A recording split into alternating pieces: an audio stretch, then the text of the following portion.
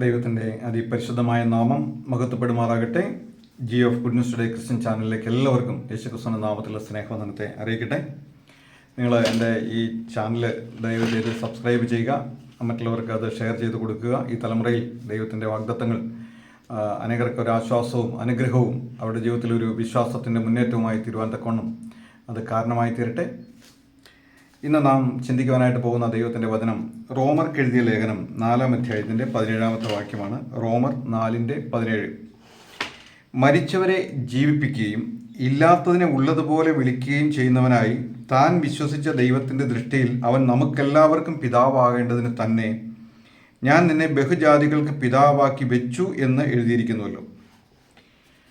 ദൈവം എബ്രഹാമിനെ കൽദയരുടെ പട്ടണമായ ഊരിൽ നിന്ന് വിളിക്കുമ്പോൾ അത് ഒരു വിഗ്രഹാരാധികളുടെ ഗ്രാമമായിരുന്നു, ഒരു പട്ടണമായിരുന്നു. ആ വിഗ്രഹാരാധികളുടെ നടുവിൽ നിന്ന് ഞാൻ നിന്നെ കാണിപ്പാനിരിക്കുന്ന ദേശത്തേക്ക് പുറപ്പെടുക എന്ന് പറഞ്ഞു കഴിഞ്ഞപ്പോൾ ദൈവത്തിൻ്റെ വാക്ക് വിശ്വസിച്ച് തൻ്റെ ജനത്തെയും തൻ്റെ സമുദായത്തെയും തൻ്റെ കൂട്ടത്തെയും വിട്ട് ദൈവത്തെ വിശ്വസിച്ച് അവൻ ഇറങ്ങിത്തിരിച്ചു. നിന്റെ ചാർച്ചക്കാരെയും പിതൃഭവനത്തെ എല്ലാം വിട്ടു വരുവാനായിട്ടാണ് ദൈവം പറഞ്ഞത്. എന്നാൽ തൻ്റെ പിതാവായ തേരഹ് തന്നോടൊപ്പം വന്നു, തൻ്റെ സഹോദരപുത്രനായ ലോത്ത് തന്നോടൊപ്പം വന്നു, തൻ്റെ ഭാര്യയായ സാറയും തന്നോടൊപ്പം വന്നു. പക്ഷേ ആ യാത്ര അധികം മുന്നോട്ട് പോയില്ല. അവരെ ഹാരാനിൽ വെച്ച് തൻ്റെ പിതാവായ തേരഹ് മരിച്ചതിന് ശേഷമാണ് ദൈവം വാഗ്ദത്ത ദേശത്തേക്ക് പിന്നെ അവനെ നടത്തിക്കൊണ്ട് പോയത്. അങ്ങനെ എബ്രഹാമിനെ നടത്തിക്കൊണ്ട് പോയി. എബ്രഹാമിന് ദൈവം വാഗ്ദത്തങ്ങൾ കൊടുത്തു, അവനെ അനുഗ്രഹിക്കാനായിട്ട് തീരുമാനിച്ചു. എന്നാൽ അവർക്ക് മക്കളുണ്ടായിരുന്നില്ല. എബ്രഹാമും സാറ മച്ചിയായിരുന്നു, അവൾക്ക് മക്കളുണ്ടായിരുന്നില്ല. പിന്നീട് ഒരു മകനെ കിട്ടുവാൻ വേണ്ടിയിട്ട് തൻ്റെ ദാസിയുമായിട്ട് ചേർന്ന് ഒരു മകനുണ്ടാകുവാനായിട്ട് സാറയുടെ പ്രേരണ പ്രകാരം എബ്രഹാം അതിന് തുനിയുകയും അങ്ങനെ ഇസ്മായിൽ എന്ന് പറയുന്ന മകനുണ്ടാവുകയും ചെയ്തു. എന്നാൽ ദൈവം തൻ്റെ സമയമായപ്പോൾ എബ്രഹാമിനോട് പറഞ്ഞു, ഞാൻ നിന്നെ ബഹുജാതികൾക്ക് പിതാവാക്കി വയ്ക്കുമെന്ന് പറഞ്ഞു. ഒരു കുഞ്ഞുകൂടി ഇല്ല. അപ്പോൾ എബ്രഹാം പറഞ്ഞു, ഇല്ല, എൻ്റെ മകൻ ഇസ്മായിൽ ജീവിച്ചിരുന്നാൽ മതി എന്ന് പറഞ്ഞു. അല്ലല്ല, നിന്റെ ഭാര്യ സാറ തന്നെ നിനക്കൊരു മകനെ പ്രസവിക്കും, അവളിൽ നിന്ന് ജാതികളുടെ രാജാക്കന്മാർ അവളിൽ നിന്ന് ഉത്ഭവിക്കും എന്ന് ദൈവം വാഗ്ദാനം ചെയ്തു. ബഹുജാതികൾക്ക് നിന്നെ പിതാവാക്കി വയ്ക്കുമെന്ന് ദൈവം അവനോട് പറഞ്ഞു. എബ്രഹാം തൻ്റെ ശരീരത്തിലേക്ക് നോക്കി. 100 വയസ്സ് പ്രായമുള്ള നിർജീവമായ തൻ്റെ ശരീരം, അതായത് ഇനി ഒരു പുത്രോത്പാദനത്തിനുള്ള ശേഷിയില്ലാത്ത തൻ്റെ ശരീരത്തിലേക്ക് എബ്രഹാം നോക്കി. തൻ്റെ ഭാര്യയെ നോക്കി. 90 വയസ്സുള്ള ഒരു ഗർഭധാരണത്തിനുള്ള യാതൊരു സാധ്യതകളും ഇല്ലാത്ത ഒരു അവസ്ഥയിലിരിക്കുന്ന തൻ്റെ ഭാര്യ. എന്നാൽ ഇത് പറയുന്നത് ഇല്ലാത്തതിനെ ഉള്ളതുപോലെ വിളിച്ചു വരുത്തുന്ന ദൈവം, മരിച്ചവരെ ജീവിപ്പിക്കുന്ന ദൈവം, അതായത് ക്ഷയിച്ചു പോയതിനെ അക്ഷയമായി കൊണ്ടുവരുന്ന ദൈവം. അവൻ്റെ വാക്ക് എബ്രഹാം അങ്ങ് വിശ്വസിച്ചു. അവിടെ എഴുതിയിരിക്കുന്നത് അവൻ ദൈവത്തിൽ വിശ്വസിച്ചു, അത് അവന് നീതിയായി കണക്കിട്ടു. അതെങ്ങനെയാണ് അവൻ വിശ്വസിച്ചത്? ആശയ്ക്ക് വിരോധമായി ആശയോടെ വിശ്വസിച്ചു. എന്നെ കേൾക്കുന്ന പ്രിയ സഹോദര, പ്രിയ സഹോദരി, നാം കർത്താവിനെ, നമ്മുടെ ദൈവത്തെ സ്നേഹിക്കുകയും വിശ്വസിക്കുകയും ചെയ്യേണ്ടത് ഇങ്ങനെ തന്നെയാണ്.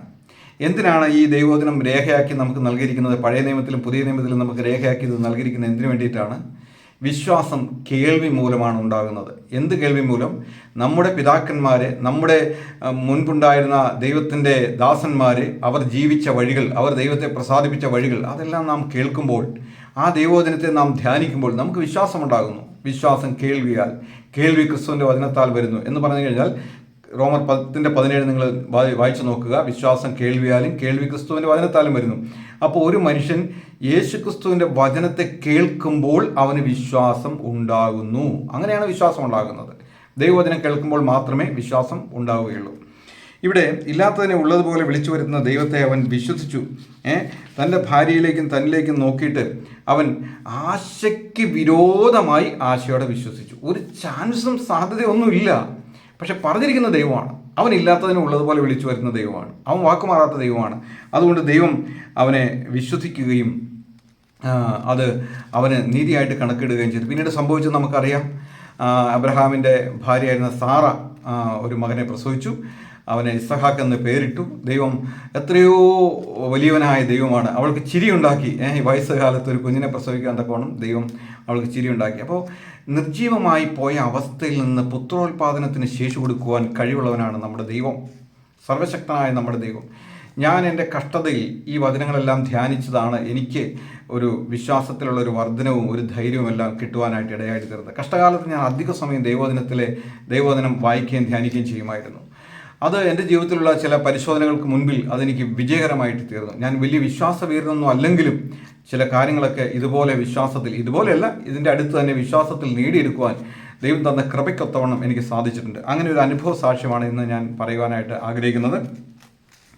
അതിന് കാരണമായി തീർന്നത് തിരുവെഴുത്തിലെ ഈ വിശ്വാസവീരന്മാരുടെ പട്ടികയെല്ലാം വായിച്ചിട്ട് അതിൽ നിന്നുണ്ടായ ധൈര്യവും ബലവും തന്നെയാണ് ഈ ദൈവത്തെ കയറി പിടിക്കുവാനും ഇല്ലാത്തതിനെ ഉള്ളതുപോലെ വിളിച്ചു വരുന്ന ദൈവത്തിൽ വിശ്വസിക്കുവാനും അവനിൽ ആശ്രയിക്കുവാനും എനിക്കിടയായിട്ട് തീർന്നത്. ഞാൻ യാക്കോബായ സഭയിലായിരുന്നു ജനിച്ചതും വളർന്നതെല്ലാം. ആ ഒരു സമുദായ പശ്ചാത്തലത്താണ് ഞാൻ ജനിച്ചത് വളർന്നതല്ല. യാക്കോബായ സമുദായത്തിൽ നിൽക്കുമ്പോഴാണ് ഞാൻ ജനിച്ചത്, ഞാൻ വളർന്നതല്ല. എന്നാൽ പിന്നീട് 94 ജനുവരി 9 എനിക്ക് ഏകദേശം 30 വയസ്സുള്ള സമയത്ത് ഞാൻ യേശു കർത്താവിനെ സ്വന്തം രക്ഷിതാവും കർത്താവുമായിട്ട് സ്വീകരിച്ച നിമിത്തം യാക്കോബായ സഭയിലെ വിഗ്രഹാരാധനയും പൗരോഹിത്യ പട്ടങ്ങളും എല്ലാം ദൈവവചനത്തിന് വിരോധമാണെന്ന് കണ്ടതുകൊണ്ട് ഞാനതെല്ലാം വിട്ട് ഞാൻ മുന്നോട്ട് വരികയുണ്ടായി. പിന്നീട് നമുക്ക് വരുന്ന സഭ എന്ന് പറയുന്നത് നമുക്ക് ഇതുപോലെ വലിയ പ്രൊട്ടക്ഷൻ തരുന്ന സഭകളല്ല, അല്ലെങ്കിൽ വലിയ സമൂഹത്തിൽ വലിയ പേരെന്നുള്ള സഭകളൊന്നുമല്ല. എങ്കിലും ദൈവത്തിൻ്റെ കൃപയാൽ അവിടുന്ന് പഠിപ്പിച്ചല്ല അവിടുന്ന് മുന്നോട്ട് പോയിക്കൊണ്ടിരുന്നു. അങ്ങനെ ഈ കഷ്ടകാലത്ത് ഈ സാമ്പത്തിക ഞെരുക്കത്തിൻ്റെ ഈ കഷ്ടതയുടെ നടുവിൽ എൻ്റെ മൂത്ത മകൻ 10ാം ക്ലാസ്സിൽ പഠിക്കുന്ന ഒരു സമയം അവൻ 10ാം ക്ലാസ്സിലെ പരീക്ഷയെല്ലാം എഴുതി തീർന്നതിന് ശേഷം അവൻ എൻ്റെ അടുത്ത് വന്നിട്ട് പറഞ്ഞു, അപ്പച്ചാ എനിക്ക് 518 മാർക്ക് കിട്ടുമെന്ന് എന്നോട് പറഞ്ഞു. അവൻ കണക്ക് കൂട്ടിയിട്ട് എന്നോട് പറഞ്ഞു 518 മാർക്ക് എനിക്ക് കിട്ടുമെന്ന് പറഞ്ഞു. ഞാൻ പറഞ്ഞു, സത്യമാണോ മോനെ? കാരണം അവന് ട്യൂഷനൊന്നും വിട്ടില്ല. ട്യൂഷൻ ഒരാഴ്ച 2 ആഴ്ച പോയി കഴിഞ്ഞപ്പോൾ പറഞ്ഞു ഞാൻ ട്യൂഷനൊന്നും പോകുന്നില്ല, തന്നെ പഠിച്ചോളാമെന്ന് പറഞ്ഞു. എല്ലാ കുഞ്ഞുങ്ങളും ട്യൂഷന് പോയപ്പോഴും എൻ്റെ മക്കളെ അവരുടെ ഇഷ്ടത്തിന് ഞാൻ വിട്ടുകൊടുത്തു. അവർ ട്യൂഷന് പോകുന്നില്ല, എനിക്ക് സാമ്പത്തിക ബുദ്ധിമുട്ടുണ്ട് താനും, അവർ പോകുന്നില്ല എന്ന് പറഞ്ഞ് അവർ തന്നെ പഠിച്ചു. അങ്ങനെ അവന് റിസൾട്ട് വന്നു കഴിഞ്ഞപ്പോൾ അവൻ പറഞ്ഞതുപോലെ തന്നെ 518 മാർക്ക് അവന് കിട്ടി. അവിടെ +2 വരെയും പഠിക്കുവാനുള്ള സൗകര്യം അവൻ പഠിച്ച ആ സ്കൂളിൽ തന്നെ ഉണ്ട്. അങ്ങനെ +2-ന് അപേക്ഷ കൊടുക്കുവാനായിട്ട്, +1-ന് അപേക്ഷ കൊടുക്കുവാനായിട്ട് ഞങ്ങൾ ഫോം എല്ലാം വാങ്ങിച്ചുകൊണ്ട് വന്ന് അത് പൂരിപ്പിച്ച് അവിടെ കൊണ്ടുപോയി കൊടുത്തു. പൂരിപ്പിച്ച് കഴിഞ്ഞപ്പോൾ അതിൻ്റെ ഫസ്റ്റ് ആയിട്ട് നമ്മൾ കൊടുത്ത് സയൻസ് ഗ്രൂപ്പ്. അവന് ഒന്നുകൂടി ഡോക്ടറാണ് അല്ലെങ്കിൽ നേഴ്സ് ആവണമെന്ന് അവനൊരു ആഗ്രഹം ഉണ്ടായിരുന്നു. അപ്പോൾ അത് പ്രകാരം സയൻസ് ഗ്രൂപ്പ് എടുത്ത് പഠിക്കുവാനായിട്ട് അവിടെ അപേക്ഷ കൊടുത്തു. ഈ അപേക്ഷ കൊടുത്തപ്പോൾ എനിക്കൊരു കാര്യം മനസ്സിലായി. അത് കത്തോലിക്ക സഭയുടെ കീഴിലുള്ളൊരു സ്കൂളാണ്. ഞങ്ങൾ കത്തോലിക്ക സഭാ വിഭാഗത്തിലുള്ളവരല്ലാത്തത് കൊണ്ട് 518 മാർക്കോ 600 മാർക്കോ വാങ്ങിച്ചു എന്ന് പറഞ്ഞാൽ ഞങ്ങൾ ചിലപ്പോൾ തഴയപ്പെടാൻ സാധ്യതയുണ്ട്. അപ്പോൾ ഒരു സെക്കൻഡ് ഓപ്ഷൻ ഏതെങ്കിലും കൊടുത്തു കഴിഞ്ഞാൽ തീർച്ചയായിട്ടും ഞങ്ങൾ അതിലേക്കായിരിക്കും പരിഗണിക്കുക. അപ്പോൾ ഞാൻ സെക്കൻഡ് ഓപ്ഷനോ തേർഡ് ഓപ്ഷനോ ഒന്നും കൊടുക്കാതെ ആ സയൻസ് ഗ്രൂപ്പ് മാത്രം എഴുതി ആ ഫോം ഫില്ല് ചെയ്ത് അവിടെ അതിന് അന്ന് ഉത്തരവാദിത്തപ്പെടുത്തി വെച്ചിരിക്കുന്ന ടീച്ചറുടെ അടുക്കൽ ഇത് കൊണ്ട് കൊടുത്തു. ഞാനും എൻ്റെ മകനും കൂടി പോയി. അപ്പോൾ ടീച്ചർ പറഞ്ഞു ഇതിൻ്റെ കോളം മുഴുവനായിട്ട് ഫില്ല് ചെയ്തിട്ടില്ല. ഞാൻ പറഞ്ഞു ഇല്ല, അത് സയൻസ് ഗ്രൂപ്പ് തന്നെ വേണം, അതുകൊണ്ടാണ് അത് ഫില്ല് ചെയ്യാത്തതെന്ന് പറഞ്ഞു. ഇല്ല, ഏതെങ്കിലും കാരണവശാൽ അത് കിട്ടിയില്ലെങ്കിൽ എന്ത് ചെയ്യാനായിട്ട് പറ്റും? ഞാൻ പറഞ്ഞു ഏതെങ്കിലും കാരണവശാൽ കിട്ടിയില്ലെങ്കിൽ എൻ്റെ മകൻ വീട്ടിൽ നിൽക്കും, അവൻ പഠിക്കില്ല, അവനെ വേറെ ഫീസ് കൊടുത്ത് പഠിപ്പിക്കാൻ എൻ്റെ കയ്യിൽ പൈസ ഇല്ല. മാസം തോറും ഒരു പണം കൊടുത്തിട്ട് ഒരു പ്രൈവറ്റ് കോളേജിൽ വിട്ട് പഠിപ്പിക്കാൻ എൻ്റെ കയ്യിൽ പണമില്ല. അതുകൊണ്ട് അവൻ വേറെ കോഴ്സിന് വേറെ ഇതിന് പോകാനായിട്ട് വേറെ സെക്കൻഡ് ഓപ്ഷൻ കൊടുക്കാനായിട്ട് ആഗ്രഹിക്കുന്നില്ല എന്ന് പറഞ്ഞു. അപ്പോൾ ടീച്ചർ പറഞ്ഞു അത് ഈ അഡ്മിഷൻ സ്വീകരിക്കാനായിട്ട് ബുദ്ധിമുട്ടുണ്ട്. കാരണം അവിടെ കോളങ്ങളിട്ടിരിക്കുന്നത് അത് ഫില്ല് ചെയ്യണം, ഫുള്ളായിട്ട് ഫില്ല് ചെയ്തെങ്കിൽ മാത്രമേ അത് നമുക്കത് എടുക്കാനായിട്ട് പറ്റുകയുള്ളൂ എന്ന് പറഞ്ഞു. ഉടനെ ടീച്ചർ ഇവനോട് ഇഷ്ടമുള്ള ടീച്ചറാണ്, ഇവനെ സ്നേഹിക്കുന്ന ടീച്ചറാണ്. അവർ മറ്റുള്ള അധ്യാപകരെ വിളിച്ചു, ഇങ്ങനെ ഈ ബേസിലിൻ്റെ അപ്പൻ കോളം മുഴുവൻ ഫില്ല് ചെയ്യാതെയാണ് കൊണ്ടുവന്നിരിക്കുന്നത്, അപ്പോൾ എന്താണ് ചെയ്യേണ്ടതെന്ന് ചോദിച്ചു. അപ്പോൾ അവർ പറഞ്ഞു നിങ്ങളത് ഫോം ഫുള്ളായിട്ട് ഫില്ല് ചെയ്ത് കൊടുക്കാനായിട്ട് പറഞ്ഞു. ഞാൻ പറഞ്ഞു സാർ സയൻസ് ഗ്രൂപ്പ് മാത്രമേ നമുക്ക് കിട്ടിയിട്ട് കാര്യമുള്ളൂ, അതിന് വേണ്ടിയിട്ട് മാത്രമാണ് നമ്മൾ ആഗ്രഹിക്കുന്നത് എന്ന് പറഞ്ഞു. അപ്പോൾ ഉടനെ അവർ പറഞ്ഞു സയൻസ് ഗ്രൂപ്പ് കിട്ടിയില്ലെങ്കിൽ കുഴപ്പമില്ല. ഞാനപ്പോൾ ഇങ്ങനെ എടുത്ത് അവരോട് പറഞ്ഞു, ഞാൻ ദൈവത്തിൽ വിശ്വസിക്കുന്ന ഒരുവനാണ്. എൻ്റെ മകൻ ഈ അസംഷൻ സ്കൂളിൽ പഠിക്കണമെന്ന്, പള്ളിക്കുന്നത്തുള്ള ഈ ഹയർ സെക്കൻഡറി സ്കൂളിൽ പഠിക്കണമെന്ന് സ്വർഗത്തിലെ ദൈവം തീരുമാനിച്ചിട്ടുണ്ടെങ്കിൽ, സ്കൂള് കത്തോലിക്ക സഭയുടെ കീഴിലുള്ളതാണെങ്കിലും സ്വർഗത്തിലെ ദൈവം അത് തീരുമാനിച്ചിട്ടുണ്ടെങ്കിൽ എൻ്റെ മകൻ ഇവിടെ പഠിച്ചിരിക്കുമെന്ന് ഞാൻ അവരോട് പറഞ്ഞു. ഉടനെ അവിടെ ഉണ്ടായിരുന്ന ഒരു അധ്യാപകൻ, ഒരു ടീച്ചർ, അദ്ദേഹം പറഞ്ഞു വിശ്വാസമൊക്കെ നല്ലതാണ്, പക്ഷേ നിങ്ങളിപ്പോൾ കാണിക്കുന്ന കുറച്ച് ശരിയായ രീതിയിലുള്ള കാര്യങ്ങളല്ല, ഞങ്ങൾക്കിത് ബുദ്ധിമുട്ടാണ്. ഞാൻ പറഞ്ഞു ഇല്ല, ഇത് ബാക്കിയുള്ള കോളം ഫില്ല് ചെയ്യില്ല, കാരണം എനിക്ക് ഉറപ്പുണ്ട് ബാക്കിയുള്ള കോളം ഫില്ല് ചെയ്താൽ കറക്റ്റായിട്ട് ഇവനെ മറ്റുള്ള ഇതിലേക്ക് അവർ എടുത്തിടുമെന്ന് എനിക്കറിയാമായിരുന്നു. അങ്ങനെ അവർ ശരി, ഇങ്ങനെയുള്ള വിശ്വാസം നമുക്ക് എന്താണെന്ന് കാണട്ടെ എന്ന് നോക്കാം എന്നുള്ള ചിന്തയിൽ അങ്ങനെ പറഞ്ഞുകൊണ്ട് അവർ ആ ഫോം സ്വീകരിക്കാനായിട്ട് ടീച്ചറോട് പറയുകയും അങ്ങനെ ഫോം അവിടെ സ്വീകരിക്കുകയും ചെയ്തു. ഈ സമയത്തൊന്നും പ്രിൻസിപ്പൾ അവിടെ അറ്റൻഡ് ചെയ്യുന്നില്ല. അദ്ദേഹം ഇങ്ങനെയുള്ള സെലക്ഷൻ നടക്കുന്ന ടൈം ആയതുകൊണ്ട് അദ്ദേഹം മാറി നിൽക്കുക, അതിനുള്ള ചാർജ് എല്ലാം വേറെ അധ്യാപകർക്ക് കൊടുത്തിരിക്കുക. അദ്ദേഹം അതിൽ നിന്ന് മാറി നിൽക്കുക, ഒരു അപവാദം കേൾക്കാതിരിക്കാനായിട്ട് അദ്ദേഹം മാറി നിൽക്കുകയാണ്. അങ്ങനെ അപേക്ഷ കൊടുത്തു, അവിടെ നിന്ന് പോന്നു. ക്ലാസ് തുടങ്ങുന്നതിൻ്റെ തലേദിവസം പോയി ലിസ്റ്റെല്ലാം പരിശോധിച്ചപ്പോൾ അവൻ്റെ പേരില്ല. നമ്മൾ വലിയ വിശ്വാസ വീര്യമൊക്കെ പറഞ്ഞെങ്കിലും അവൻ്റെ മകൻ്റെ പേരില്ല. ഭയങ്കര വിഷമായി. കർത്താവെ, ആശയ്ക്ക് വിരോധമായി വിശ്വസിച്ചിട്ടൊക്കെയാണ് പോയത്. ആ ടീച്ചേഴ്സിൻ്റെ മുമ്പിൽ വലിയ വീരവാദത്തോടെ സ്വർഗത്തിലെ ദൈവം എൻ്റെ മകനിവിടെ പഠിക്കുമെന്ന് തീരുമാനിച്ചിട്ടുണ്ടെങ്കിൽ സ്കൂൾ നിങ്ങളുടേതാണെങ്കിൽ എൻ്റെ മകനിവിടെ പഠിച്ചിരിക്കുമെന്നെല്ലാം വെല്ലുവിളി നടത്തിയിട്ട് പോകുന്നതാണ്. ഇപ്പോൾ മകന് സീറ്റില്ല. വീട്ടിൽ വന്നു, കഷ്ടമായി, സങ്കടമായി. 360 മാർക്കുള്ള കുഞ്ഞുങ്ങൾക്ക് അവിടെ സീറ്റ് കിട്ടി. ഏത് സയൻസ് ഗ്രൂപ്പിന് 360 മാർക്കുള്ള കത്തോലിക്ക സഭയിലെ കുഞ്ഞുങ്ങൾക്ക് അച്ഛൻ്റെ ശുപാർശ പ്രകാരം സീറ്റ്. അത് അവരുടെ സ്കൂളാണ്, അവർക്കതങ്ങനെ കൊടുക്കാം. എന്നാൽ 518 മാർക്ക് വാങ്ങിയ എൻ്റെ മകന് സീറ്റില്ല. എന്തൊരു വിരോധാഭാസമല്ലേ. ഞാൻ മകനോട് പറഞ്ഞു, നീ പേടിക്കൊന്നും വേണ്ട, നമുക്ക് പോകാം. നമുക്ക് അന്ന് അവിടെ പാലിയക്കര ഒരു ഉപവാസ പ്രാർത്ഥന നടക്കുന്നുണ്ട്, നമുക്ക് ആ ഉപവാസ പ്രാർത്ഥനയ്ക്ക് പോകാമെന്ന് പറഞ്ഞ് ഞാനും മകനുടെ വീട്ടിൽ നിന്നിറങ്ങി. എന്നാൽ ബസ് കയറുന്നതിന് മുമ്പ് എൻ്റെ ഉള്ളിലൊരു പ്രേരണ, ഇവൻ്റെ സ്കൂൾ വരെ ഒന്ന് പോകണം എന്ന് ഭയങ്കരമായൊരു പ്രേരണ. അവിടെ ഒന്ന് കയറിയിട്ട് പോകാം, പ്രിൻസിപ്പളിനെ ഇതുവരെ കണ്ടില്ലല്ലോ, അദ്ദേഹത്തെ പറ്റി ഒന്ന് കണ്ടിട്ട് പോകാമെന്ന് വിചാരിച്ച് നേരെ ഞാൻ മകനെയും കൂട്ടി സ്കൂളിലേക്ക് ചെന്നു. അപ്പോൾ ഈ പ്രശ്നം അവിടെ ഭയങ്കര ചർച്ചയായിരുന്നു. സ്കൂളിലെല്ലാം ഇത് ഭയങ്കര ചർച്ചയായിരുന്നു. ഞാനിങ്ങനെ സ്വർഗത്തിലെ ദൈവം നിങ്ങളുടെ സ്കൂൾ നിങ്ങളുടെ ആണെങ്കിലും എൻ്റെ മകനോട് പഠിക്കണം തീരുമാനിച്ചിട്ടുണ്ടെങ്കിൽ ഇവിടെ പഠിക്കുമെന്നെല്ലാം പറഞ്ഞതെല്ലാം അവിടെ ഭയങ്കര ചർച്ചയായിട്ടുണ്ടായിരുന്നു. കുഞ്ഞുങ്ങളുടെ ഇടയിൽ, സ്കൂൾ ഇവൻ്റെ ക്ലാസ്സിലുള്ള കുട്ടികളുടെ ഇടയിലും അധ്യാപകരുടെ ഇടയിലും അവിടുത്തെ പേരൻസുകാരുടെ ഇടയിലുള്ള ഇതൊരു ചർച്ചയായിട്ടുണ്ടായിരുന്നു.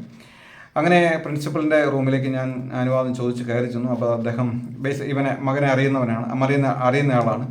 അദ്ദേഹത്തോട് ഞാൻ പറഞ്ഞു, സാർ ഇങ്ങനെ സയൻസ് ഗ്രൂപ്പിന് അപേക്ഷ കൊടുത്തിരുന്നു, അവന് കിട്ടിയിട്ടില്ല. അവന് 518 മാർക്കുണ്ട്, പക്ഷേ 360 മാർക്കുള്ള കുഞ്ഞിനോട് സീറ്റ് കൊടുത്തിട്ടുണ്ട്. എൻ്റെ മകൻ 518 മാർക്ക് വാങ്ങിയിട്ടും അവനോട് സീറ്റ് കിട്ടിയിട്ടില്ല എന്ന് പറഞ്ഞു. അദ്ദേഹം കസേരയിൽ നിന്ന് എഴുന്നേറ്റിട്ട് അവനെ തൻ്റെ കൈയോട് ചേർത്ത് പിടിച്ചു. എന്നിട്ട് അദ്ദേഹം അവനോട് പറഞ്ഞു, നീ ക്ലാസ്സിൽ പോയിരുന്നോ, ആരെങ്കിലും എന്നോട് എന്തെങ്കിലും ചോദിച്ചു കഴിഞ്ഞാൽ പ്രിൻസിപ്പൾ എന്നോട് ക്ലാസ്സിലിരിക്കാൻ പറഞ്ഞു എന്ന് മാത്രം നീ പറയുക എന്ന് പറഞ്ഞു. എന്താണ് സംഭവിക്കുന്നതെന്ന് എനിക്ക് മനസ്സിലായില്ല. ഞാൻ അദ്ദേഹത്തോട് ചോദിച്ചു, എൻ്റെ മകനിവിടെ സീറ്റ് കിട്ടിയോ എന്ന് ചോദിച്ചു. തീർച്ചയായിട്ടും അവന് സീറ്റ് കിട്ടിയിട്ടുണ്ടെന്ന് പറഞ്ഞു. അപ്പോൾ ഞാൻ സയൻസ് ഗ്രൂപ്പിന് സീറ്റ് ഉണ്ടെന്ന് പറഞ്ഞു. അപ്പോൾ ഞാൻ പറയും, ഇന്നലെ ലിസ്റ്റിലില്ല, അതെങ്ങനെയാണ് പിന്നെ സാറ് സാധ്യമാക്കിയതെന്ന് ചോദിച്ചു. അപ്പോൾ അദ്ദേഹത്തിനോട് ഒരു സ്പോർട്സ് കോട്ടയിൽ 5 സീറ്റ് ഉണ്ട്, അതിനകത്ത് ആരും വന്നിട്ടില്ല, അതിൽ ബേസലിൻ്റെ ഒരു പേരും കൂടെ നിർദ്ദേശിച്ച് അതിലേക്ക് എടുക്കുകയാണെന്ന് പറഞ്ഞു. ഞാൻ മനസ്സിലാക്കാം. അപ്പോൾ എനിക്ക് ഉറപ്പിനായിട്ട് ഇവൻ്റെ അഡ്മിഷൻ ഫീസ് വാങ്ങുമെന്ന് ചോദിച്ചു. അന്ന് 2000 രൂപ അഡ്മിഷൻ ഫീസ് കൊടുക്കണം. എൻ്റെ ആ സമയത്ത് 1000 രൂപയേ ഉള്ളൂ. അഡ്മിഷൻ ഫീസ് പിന്നെ തന്നാൽ മതി എന്ന് പറഞ്ഞു. ഇല്ലില്ല, ഞാൻ പറഞ്ഞു, സാറേ എനിക്കൊരു ധൈര്യത്തിനാണ്, എനിക്കൊരു ഉറപ്പിനാണ്. ശരി, അപ്പോൾ തന്നെ വേറൊരു ടീച്ചറെ വിളിച്ചിട്ട് ഇദ്ദേഹത്തിൻ്റെ സീറ്റ് എഴുതി കൊടുക്കാനായിട്ട് പറഞ്ഞ് 1000 രൂപ, ഞാൻ പറഞ്ഞു ബാക്കി 1000 രൂപ ഞാൻ അടുത്ത ദിവസം തന്നെ തരാം എന്നും പറഞ്ഞ് 1000 രൂപ കൊടുത്ത് ആ റെസീറ്റ് വാങ്ങി ഞാൻ നേരെ ഈ ഉപവാസ പ്രാർത്ഥന നടക്കുന്ന സ്ഥലത്തേക്ക് ചെന്ന് ആ റെസീറ്റ് കാണിച്ചിട്ട് ഞാൻ അവരോട് പറഞ്ഞു, ഇങ്ങനെ സ്വർഗത്തിലെ ദൈവം, അവൻ നാം വിശ്വസിക്കുമ്പോൾ നമ്മുടെ പ്രാർത്ഥന കേൾക്കുന്നൊരു ദൈവമാണ്. ഞാൻ പറഞ്ഞ ആ ഒരു വാക്ക് ദൈവം അത് ഏറ്റെടുത്തു. നമ്മൾ ഈ റോമാലേഖനം പഠിക്കുമ്പോൾ, അത് വായിക്കുമ്പോൾ അവിടെ എഴുതിയിരിക്കുന്നത്, അവൻ വിശ്വാസത്തിൽ സംശയിക്കാതെ, അവൻ അവിശ്വാസം ഉണ്ടാകാതെ വിശ്വാസത്തിൽ ധൈര്യപ്പെട്ട് അവൻ ദൈവത്തിന് മഹത്വം കൊടുത്തെന്നാണ് വായിക്കുന്നത്. നമുക്ക് സംശയമുണ്ടാകും, ഇത് നടക്കുമോ, ഇത് സാധ്യതയുണ്ടോ, ഇത് ചാൻസ് ഉണ്ടോ, നമുക്ക് ഭയമുണ്ടാകും. എന്നാലും അവൻ ദൈവമാണല്ലോ, ഇല്ലാത്തതിനെ വിളിച്ചു വരുന്നവനാണല്ലോ, മരിച്ചവരെ ജീവിപ്പിക്കുന്നവനാണല്ലോ. അതുകൊണ്ട് സംശയിക്കാതെ അവൻ ദൈവത്തിന് മഹത്വം കൊടുത്തു. അപ്പോൾ അന്ന് ആ കഷ്ടകാലത്ത് ആ വചനമെല്ലാം വായിച്ചത് ഉള്ളിൽ കിടക്കുന്നുണ്ട്. ആ ധൈര്യത്തിലാണ് ഇതെല്ലാം പറഞ്ഞത്. എന്നാൽ ദൈവം അത് പാഴാക്കി കളഞ്ഞില്ല. അത് അവിടെ സാക്ഷ്യത്തിന് കാരണമായിട്ട് തീർന്നു. അവൻ +2 നല്ല മാർക്കോടുകൂടി അവിടുന്ന് പഠിച്ച് പാസ്സാകുവാൻ തക്കവൻ ഇടയായിട്ട് തീർന്നു. അവൻ്റെ BSc നേഴ്സിംഗിൻ്റെ അഡ്മിഷൻ ഇതുപോലെ തന്നെ ഒരു മിറാക്കിളായിരുന്നു. അതിനെക്കുറിച്ച് മറ്റൊരു ദിവസം അതിനെക്കുറിച്ച് സംസാരിക്കാം. നമ്മുടെ ദൈവം എത്ര വിശ്വസനാണ്. ഇന്ന് എന്നെ കേൾക്കുന്ന പ്രിയ സഹോദര, പ്രിയ സഹോദരി, നീ ഒരു പക്ഷേ നടക്കാത്ത ഒരു കാര്യത്തിന് മുൻപിൽ, ഒരു ചാൻസ് ഇല്ല, സാധ്യതയില്ല എന്ന് വിചാരിക്കുന്ന ഒരു ഘട്ടത്തിന് മുമ്പിൽ നിൽക്കുകയാണെങ്കിൽ നീ ദൈവത്തെ വിശ്വസിക്കുക. നിന്നെ വിളിച്ച ദൈവം വിശ്വസനാണ്. അവങ്കിലേക്ക് നോക്കിയവർ പ്രകാശിതരായി അവരുടെ മുഖം ലജ്ജിച്ചു പോയില്ല. ദൈവം ഒരിക്കലും അനുവദിക്കില്ല. സമുദായങ്ങളും കൂട്ടായ്മകളും ബന്ധങ്ങളും സുഹൃത്തുക്കളും എല്ലാം ഉപേക്ഷിച്ച് നീ ഈ ദൈവത്തെ വിളിച്ചിറങ്ങി തിരിച്ചെങ്കിൽ നിന്നെ വഴിയിലിട്ട് കളയുന്നവനല്ല ഈ ദൈവം. അവൻ നിന്നെ സഹായിക്കുന്നവനാണ്, അവൻ നിന്നെ സ്നേഹിക്കുന്നവനാണ്, നിനക്ക് വേണ്ടി അവൻ കരുതുന്നവനാണ്. എൻ്റെ മകൻ എവിടെ പഠിക്കണമെന്ന് ആ ദൈവത്തിനറിയാം. നമ്മുടെ അതിരുകൾ അവൻ നിശ്ചയിച്ചിരിക്കുന്നതാണ്. അതാർക്കും തടുക്കാനായിട്ട് കഴിയുകയില്ല. ഈ ഭൂമിയിലുള്ള യാതൊരു സംവിധാനങ്ങൾക്കും അത് തടുക്കാനായിട്ട് കഴിയുകയില്ല. അതുകൊണ്ട് ഈ വചനങ്ങളാൽ നമുക്ക് ദൈവത്തെ കയറി പിടിക്കാം, ദൈവത്തെ സംശയിക്കാതെ വിശ്വാസത്തിൽ നമുക്ക് മുന്നേറാം. അവൻ സർവശക്തനായ ദൈവമാണ്. അവനില്ലാത്തതിനെ ഉള്ളതുപോലെ വിളിച്ചു വരുത്തുവാനായിട്ട് കഴിയും. ഇന്ന് എൻ്റെ മകൻ ഞാൻ ഇന്ന് പോണ്ടിച്ചേരിയിൽ നിന്നുകൊണ്ട് ഇത് സംസാരിക്കുമ്പോൾ എൻ്റെ മകൻ പോണ്ടിച്ചേരിയിലെ ജിപ്മർ ഹോസ്പിറ്റൽ, ഇന്ത്യയിലെ രണ്ടാമത്തെ ഏറ്റവും വലിയ ഹോസ്പിറ്റലായ ജിപ്മർ ഹോസ്പിറ്റലിൽ ഒരു നഴ്സിംഗ് ഓഫീസറായിട്ട് അവൻ ജോലി ചെയ്യുന്നു. സ്വർഗത്തിലെ ദൈവം അവനെക്കുറിച്ച് കരുതിയിരിക്കുന്നു. നമ്മുടെ കുഞ്ഞുങ്ങളെക്കുറിച്ച് ദൈവത്തിന് വളരെ കരുതലുണ്ട്. നമ്മുടെ തലമുറകളെക്കുറിച്ച് അവന് കരുതലുണ്ട്. നീ ദൈവത്തെ വിളിച്ചിറങ്ങി തിരിച്ചാൽ നിനക്ക് കഷ്ടതയും ഞെരുക്കവും ഒക്കെ ഉണ്ടായെന്ന് വന്നേക്കാം, പക്ഷെ നിന്നെ സ്നേഹിച്ച് മഹത്വത്തോടെ നിന്നെ നടത്തുന്ന ഒരു ദൈവമുണ്ട്. അതുകൊണ്ട് ആ ദൈവത്തിൽ സംശയിക്കാതെ അവന് മഹത്വം കൊടുക്കാം. കർത്താവേ, എൻ്റെ അതിരുകളെ നീ വിശാലമാക്കും, എൻ്റെ വഴികളെ നീ വിശാലമാക്കും, എൻ്റെ വഴിയിൽ നീ എനിക്ക് നിൻ്റെ നാമത്തെ മഹത്വപ്പെടുത്തുവാനുള്ള അവസരങ്ങളെ തരും. നമുക്ക് ധൈര്യത്തോടെ അവനെ കയറി പിടിക്കാം. നീ ഏതൊരു വിഷയത്തിൻ്റെ മുൻപിൽ ഭാരപ്പെട്ടിരിക്കുകയാണോ, ഇന്ന് ഈ വചനം നിന്നോടും കൂടി സംസാരിക്കുന്നതാണ്. കാരണം ഇതൊരു പ്രവചന ദൂതാണ്, ഇതൊരു സാക്ഷ്യമാണ്. ദൈവം നമ്മളെ ഒരിക്കലും കൈവിട്ട് കളയുന്നവനല്ല. നാം സംശയിക്കരുത്, അവിശ്വസിക്കരുത്. നമ്മുടെ ദൈവം അവൻ സർവശക്തനായ ദൈവമാണ്. അവന് കഴിയാത്ത വല്ല കാര്യമുണ്ടോ? അവന് കഴിയാത്ത ഒരു കാര്യമില്ല. ഇന്ന് വചനങ്ങളാൽ ദൈവം നമ്മെ ഓരോരുത്തരെയും അനുഗ്രഹിക്കട്ടെ. അവൻ്റെ വലിയ നാമം ഇന്നും എന്നേക്കും വാഴ്ത്തപ്പെടുമാറാകട്ടെ. ആമേൻ, ആമേൻ.